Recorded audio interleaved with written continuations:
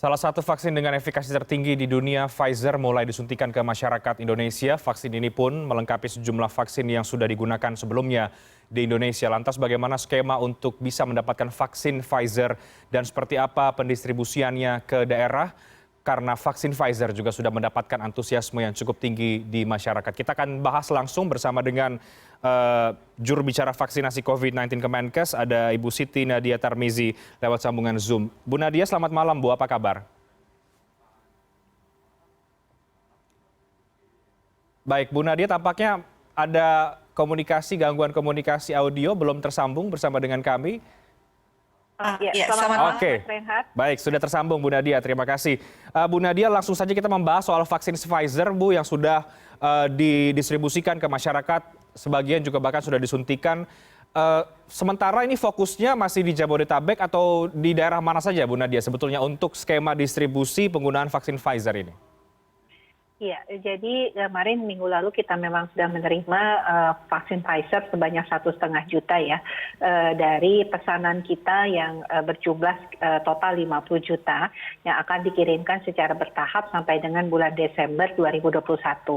Nah, di tahap awal 1,5 juta dosis vaksin yang Pfizer yang sudah kita terima ini sudah kita distribusikan ke daerah Jakarta, Bogor, Depok, Bekasi, dan Tangerang. Artinya Jakarta dengan daerah aglomerasinya ya, karena ini kita mengingat bahwa ada memang spesifik ya untuk Pfizer ini pengelolaan rantai dinginnya.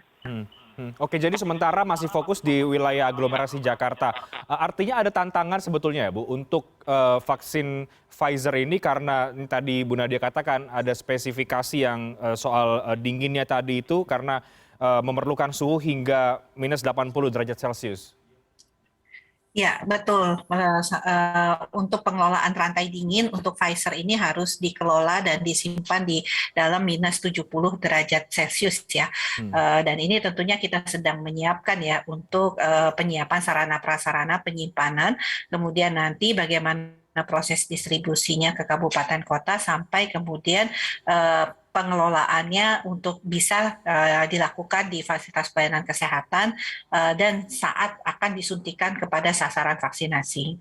Nah, kesiapan di daerah sudah seperti apa Bu untuk infrastruktur menyimpan vaksin dengan yang memerlukan suhu sampai dengan minus 70 derajat Celcius ini? Karena kan sementara masih di Jabodetabek, tapi tentu kan targetnya seharusnya juga ke wilayah-wilayah yang lain ya.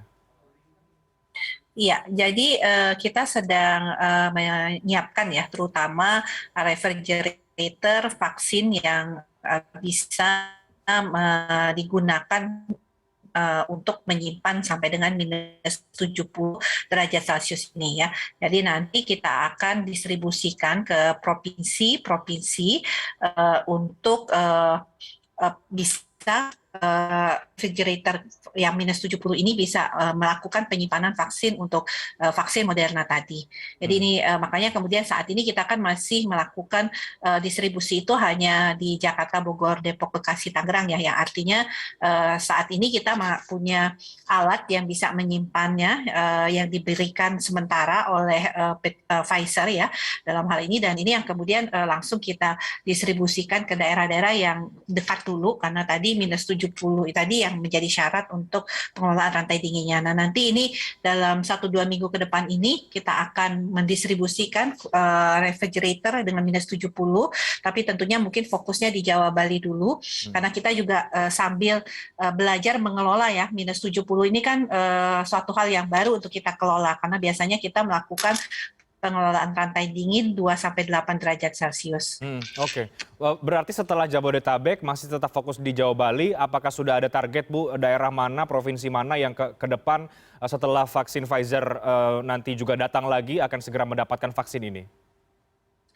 Iya, jadi sampai saat ini tentunya kita belum menentukan alokasi daripada tempat untuk distribusinya karena mengingatkan kita masih menunggu juga kapan waktu pengirimannya dan jumlah dosis vaksin yang akan dikirimkan oleh Pfizer tadi ya, karena kita tahu bahwa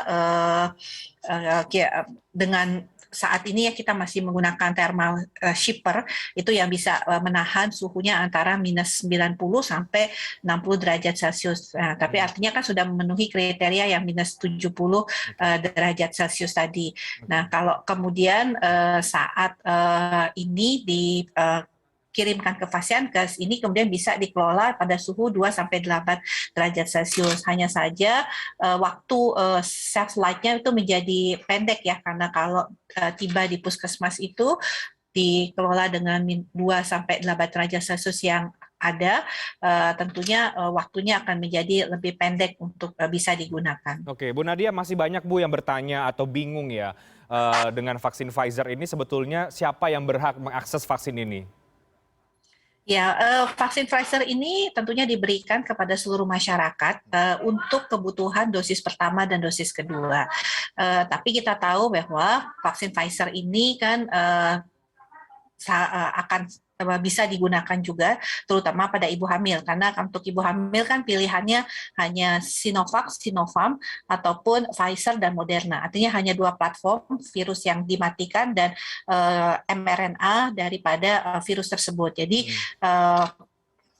pasti Pfizer ini bisa digunakan untuk seluruh masyarakat umum, tapi bisa kita fokuskan untuk ibu hamil maupun penderita autoimun yang tidak bisa menggunakan baik itu vaksin AstraZeneca maupun vaksin Sinovac. Oke. Artinya ini dijamin ya Bu, aman untuk mereka yang punya masalah atau penderita autoimun atau komorbid yang berat misalnya, atau penyakit kronis atau mungkin gangguan imunologi lainnya? Iya, betul. Jadi vaksin ini untuk ibu hamil, pasien komorbid berat yang artinya tidak bisa mendapatkan Sinovac atau AstraZeneca, ya artinya platform yang harus bisa digunakan itu adalah platform mRNA dan tentunya tadi penyakit-penyakit autoimun.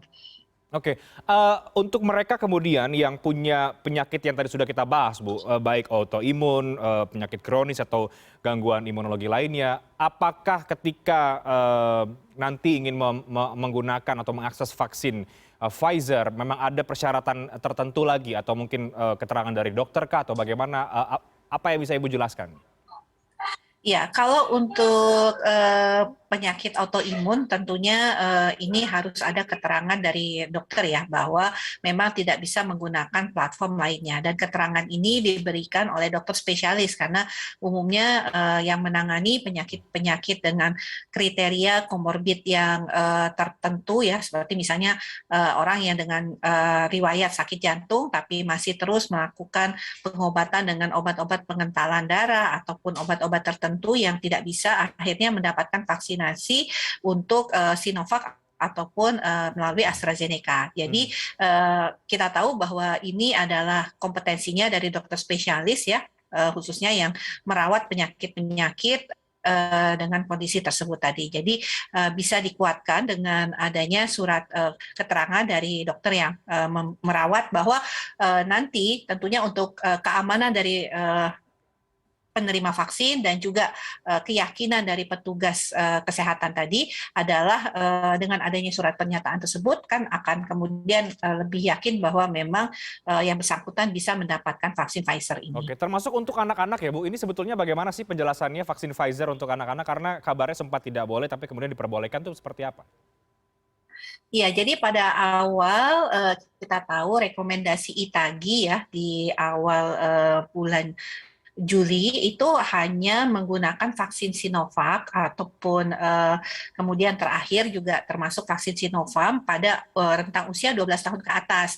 Jadi pada waktu rekomendasi ITAGI yang dikeluarkan di awal di bulan Juli itu belum ada penggunaan dengan menggunakan vaksin Pfizer. Nah, setelah vaksin Pfizer ini tiba, kemudian Kementerian Kesehatan meminta masukan dan rekomendasi lebih lanjut apakah Pfizer Pfizer juga bisa digunakan pada usia 12 tahun ke atas. Dan kita tahu bahwa minggu lalu juga sudah dikeluarkan rekomendasinya, jadi Pfizer ini bisa juga digunakan pada anak-anak usia di atas 12 tahun. Jadi artinya masyarakat yang akan mengakses Pfizer ini adalah pada rentang usia dimulai dari 12 tahun ke atas. Oke, ya karena masih banyak sekali Bu Nadia pertanyaan-pertanyaan soal tadi itu ya, apakah ini aman untuk anak 12 tahun ke atas, juga untuk meyakinkan publik bahwa ini juga aman bagi mereka yang punya gangguan imunologi. Yang tidak kalah penting Bu Nadia, kita lihat beberapa titik vaksin Pfizer karena efikasinya tinggi ya, ini mungkin juga ada relevansinya dengan antusiasme sebagian masyarakat yang cukup tinggi untuk mengakses vaksin ini. Bagaimana memastikan bahwa memang ini fokusnya untuk orang-orang yang tadi Ibu katakan fokusnya adalah untuk ibu hamil yang punya penyakit berat dan lain sebagainya juga akan dapat, tapi di sisi lain masyarakat yang umum juga bisa mengakses vaksin ini dan aman juga begitu. Iya, jadi tentunya dengan jumlah dosis 1,5 juta ini kan artinya cukup ya untuk 750.000 sasaran ya. Kita saat ini memang tidak memberikan batasan khusus ya, apakah ini fokusnya kepada ibu hamil, ataukah kemudian kepada anak-anak, ataukah kepada orang-orang yang dengan memiliki komorbid tertentu. Tetapi kebijakan ini bisa dilakukan oleh pemerintah daerah setempat dengan melihat situasi dan kondisi di wilayahnya. Jadi seperti di DKI Jakarta, selain mempunyai stok vaksin Pfizer, juga mereka memiliki stok vaksin Moderna, AstraZeneca, dan juga memiliki stok vaksin Sinovac ya.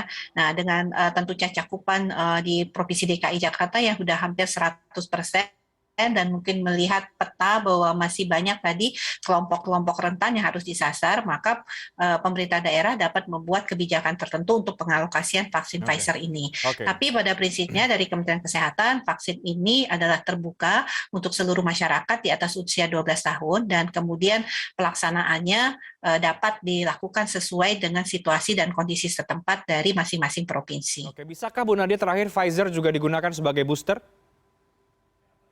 Untuk nakes saat ini kita memberikan vaksin dengan menggunakan Moderna karena kan platformnya sama, dan kami tegaskan sekali lagi booster ini hanya atau pemberian dosis ketiga ini hanya diberikan kepada tenaga kesehatan, dan vaksin untuk booster ini bisa menggunakan vaksin dengan platform yang berbeda yang tentunya pada waktu kita ketahui nakes itu ada yang mendapatkan Sinovac ataupun AstraZeneca. Jadi kalau kemudian platformnya berbeda itu bisa menggunakan Moderna sebagai salah satu alternatif. Tapi kalau kemudian nakes tersebut tidak bisa mendapatkan vaksin Moderna atau Pfizer karena kondisi kesehatannya, tentunya vaksinasi booster ketiga kepada nakes ini bisa diberikan dengan menggunakan merek vaksin yang sama.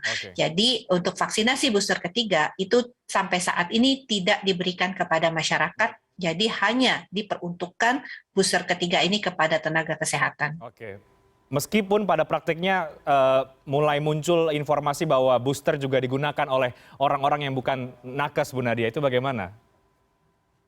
Iya, tentunya sesuai dengan surat edaran Dirjen P2P dan secara